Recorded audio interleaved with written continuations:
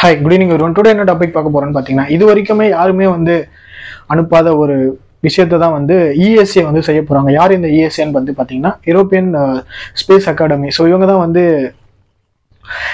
எக்லிப்ஸை explore பண்ணுறதுக்காக நியூவாக ஒரு scientist team and engineering team இந்த டீம் என்ன பண்ணுறாங்கன்னு பார்த்தீங்கன்னா, ஸ்பேஸுக்கு ப்ரோபா 3 அப்படின்னு சொல்லப்படுற 2 செயற்கைக்கோள்களை அனுப்ப போகிறாங்க. இது பார்த்தீங்கன்னா மற்ற கண்ட்ரிஸ் எல்லாருமே இஸ்ரோ, நாசா இந்த மாதிரி அனுப்பமான ஒரு செயற்கைக்கோள் மாதிரி இது இருக்காது. இது பார்த்தீங்கன்னா ஒரு டிஃப்ரெண்ட்டாக இருக்கும் அப்படின்னு சொல்லப்படுது. இது பார்த்தீங்கன்னா செப்டம்பர், இப்போ 2024 செப்டம்பர் போலார் எக்லிப்ஸ் போலார் அப்படின்னு சொல்லப்படுற செயற்கைக்கோள் இந்தியா அனுப்புறதுக்கு முன்னாடியே இவங்க லான்ச் பண்ணிடுவாங்க அப்படின்னு தெரிய வருது. இது எதுக்காக இந்த European space academy engineering and scientist team எதுக்காக இது அனுப்புறாங்கன்னு பார்த்தீங்கன்னா, இது வரைக்குமே யாருமே இந்த மாதிரியான ஒரு விஷயத்த பண்ணதில்லை அப்படின்ற ஒரு விஷயத்த இவங்க நிரூபிக்கணும் அப்படின்ற ஒரு கான்செப்ட்னால தான் இவங்க இதை அனுப்புறாங்க. எக்லிப்ஸை ஆராய்ச்சி பண்றதுக்காக இதை அனுப்புறாங்க அப்படின்னு சொல்லப்படுது. இது பார்த்தீங்கன்னா 2 விதமா அனுப்பப்படுது. ஒரு செயற்கைக்கோளுக்கும் இன்னொரு செயற்கைக்கோளுக்கும் பார்த்தீங்கன்னா 2 பார்ட்டா அனுப்புறாங்க. ஒரு இதுக்கும் இன்னொரு இதுக்கும் பார்த்தீங்கன்னா 144 மீட்டர்ஸ் இடைவெளி இருக்கும் அப்படின்னு சொல்லப்படுது. இது பார்த்தீங்கன்னா நம்ம எல்லாருமே எல்லா ஒரு இதை ஆராய்ச்சி பண்றதுக்காக பார்த்தீங்கன்னா எல்லா கண்ட்ரிஸுமே டிஃப்ரெண்டான இதை அனுப்பிச்சிட்டு இருப்பாங்க. பட் இவங்க அப்படி இல்லை. எக்லிப்ஸ் எப்படி உருவாகுது, இதுக்கான காரணங்கள் என்ன இருக்கு அப்படின்ற ஒரு விஷயத்தை ஆராய்ச்சி பண்றதுக்காக தான் இதை ஆர்டிஃபிஷியல், அதுவும் இல்லாமல் பார்த்தீங்கன்னா இது ஆர்டிஃபிஷியல் முறைப்படி தான் இதை அனுப்ப போறாங்க. ஆர்டிஃபிஷியல்னா முதல்ல இந்த மாதிரி செயற்கைக்கோள் அனுப்ப போகுது அப்படின்ற ஒரு விஷயத்த பண்றதுக்காக தான் இந்த மாதிரி ஒரு விஷயத்த அவங்க பண்ண போறாங்க அப்படின்னு தெரிய வந்திருக்கு. ஸோ இது எதுக்காக அவங்க பண்றாங்கன்னு பார்த்தீங்கன்னா, சன் மற்றும் எர்த்து, அப்புறம் பார்த்தீங்கன்னா மூன், இந்த 3 கோள்களுக்குமே பார்த்தீங்கன்னா நடுவில் என்ன நடக்குது, ஸோ என்ன ஃபங்க்ஷன் இதாகிட்டு இருக்கு, இந்த 3 கோள்களுக்குமே இடையில பார்த்தீங்கன்னா எது நடக்கிறதுனால பார்த்தீங்கன்னா எக்லிப்ஸ் உருவாகுது அப்படின்ற ஒரு விஷயத்த இது பண்ணுறதுக்காக தான் இஎஸ்ஏ டீம் இந்த மாதிரியான ஒரு முயற்சிகளை மேற்கொள்கிறாங்க. அது மட்டும் இல்லாமல் இதை அவங்க ரொம்ப வருஷமாக இதுக்கான ஆராய்ச்சிகளை பண்ணிட்டு இருக்காங்க. அது மட்டும் இல்லை, ஏஐ பார்த்தீங்கன்னா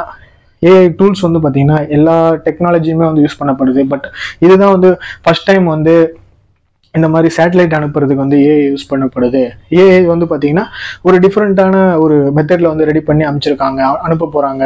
எக்லிப்ஸை ஆராய்ச்சி பண்ணுறதுக்காக அனுப்ப போகிறாங்க. மற்றும் அது மட்டும் இல்லாமல் இது சவுத் அமெரிக்காவில் பார்த்தீங்கன்னா இந்த எக்லிப்ஸ் லாஸ்ட் டைம் நடந்தது அங்கே மட்டும் தான் பார்க்க முடிஞ்சுது. ஸோ அதுக்கடுத்து இது எங்கே தெரியுன்ற ஒரு விஷயத்தையும் தெரிவிச்சிருந்தாங்க. இது அடுத்த சூரிய கிரகணம் எங்கே இது தெரியும் அப்படின்ற ஒரு விஷயத்தையும் அனுப்பிச்சிருந்தாங்க. ஸோ இதை தொடர்ந்து பார்த்தீங்கன்னா அவங்க என்ன சொல்லியிருக்காங்க அப்படின்னு பார்த்தீங்கன்னா, இது மற்ற செயற்கைக்கோள்கள் மாதிரி இருக்காது. ஸோ இது பார்த்தீங்கன்னா மற்ற இதுக்கு ஆபத்தை விளைவிக்காது அப்படின்னு சொல்லப்பட்டிருக்கு. இதில் இன்னொரு முக்கியமான விஷயம் என்னன்னு பார்த்தீங்கன்னா, இது நம்ம எர்த்துல இருந்தே இதை கண்காணிக்க முடியாது.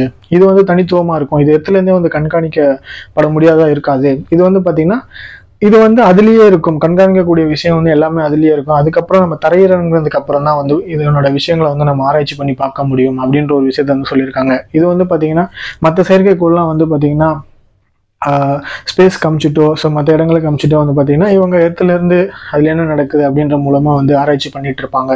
பட் இது அப்படி கிடையாது. முதல்ல ஆர்டிஃபிஷியல் இன்டெலிஜென்ஸ் மூலமா பார்த்தீங்கன்னா ஒரு சயின்ஸ் மற்றும் இன்ஜினியர் டீம், அதாவது European space academic centre, so இவங்க மூலமா எக்லிப்ஸ் ஆராய்ச்சி பண்றதுக்கு முதல்ல இவங்க அனுப்ப போறாங்க அப்படின்ற ஒரு விஷயம் தெளிவாயிருக்கு. பட் இது பார்த்தீங்கன்னா சன்லைட்டுக்கு பார்த்தீங்கன்னா ரொம்ப கிட்ட, சன்னுக்கு ரொம்ப கிட்ட போகும் அப்படின்னு சொல்லப்படுது. அது மட்டும் இல்லாமல் மூனுக்கும் சன்னுக்கும் இடையில என்ன மாதிரி ஒரு ஃபங்க்ஷன் இதுவாயிட்டு இருக்கு. அது மட்டும் இல்லாமல் எர்த்துக்கும் சன்னுக்கும் எவ்வளோ இந்த எக்லிப்ஸ் நடக்கிறதுக்கான காரணம் என்ன அப்படின்னு சொல்லப்படுது. இது ரொம்ப சன்னுக்கு ரொம்ப க்ளோஸாக இருக்கும் அப்படின்னு சொல்லப்படுது. இந்த ப்ரோபா 3 அப்படின்னு சொல்லப்படுற இந்த செயற்கைக்கோள் ரொம்ப க்ளோஸாக இருக்கும். இதனால பார்த்தீங்கன்னா இந்த எக்லிப்ஸை இன்னும் நிறைய, இப்போ நம்மளுக்கு தெரிஞ்சதை விட இன்னும் நிறைய தகவல்கள் நம்மளுக்கு கிடைக்க வரும் அப்படின்ற ஒரு இன்டென்ஷன் தான் இவங்க கிரியேட் பண்ணிட்டு இருக்காங்க. இதை செயல்படுத்த போறாங்க அப்படின்ற ஒரு விஷயம் தேவைப்படுது. ஸோ எல்லாருமே பார்த்தீங்கன்னா யூரோப்பியன் ஸ்பேஸ் அகாடமி இது பார்த்தீங்கன்னா பெல்ஜியத்திலிருந்து ஸ்டார்ட் ஆக போகுது. பெல்ஜியத்திலிருந்து தான் இவங்க லான்ச் பண்ண போறாங்க அப்படின்ற ஒரு விஷயத்த தெரிவிச்சிருக்காங்க. ஸோ அது மட்டும் இல்லாமல் எல்லாருமே பார்த்தீங்கன்னா இந்த மாதிரி ஃபர்ஸ்ட் டைம் இவங்க யூரோப்பியன் சயின்ஸ் அகாடமி இந்த மாதிரி ஃபர்ஸ்ட் டைம் இவங்க ஃபர்ஸ்ட் இந்த மாதிரி அனுப்ப போறாங்க. ஆர்டிஃபிஷியல் இன்டெலிஜென்ட்டோட பார்த்தீங்கன்னா எக்லிப்ஸை ஆராய்ச்சி பண்ணுறதுக்காக அனுப்ப போகிறாங்க அப்படின்ற ஒரு விஷயத்தினால ஸோ எல்லாருமே வந்து இவங்க சைடு வந்து திசை திரும்பியிருக்காங்க. எல்லா கண்ட்ரிஸுமே அது வந்து தெரிய வந்திருக்கு. அது மட்டும் இல்லாமல் ஒரு சயின்டிஸ்ட் மற்றும் இன்ஜினியரிங் ஹெல்ப்போட வந்து பார்த்திங்கன்னா இந்த விஷயத்த வந்து பண்ண போகிறாங்க அப்படின்ற ஒரு விஷயம் வந்து தெரிய வந்திருக்கு.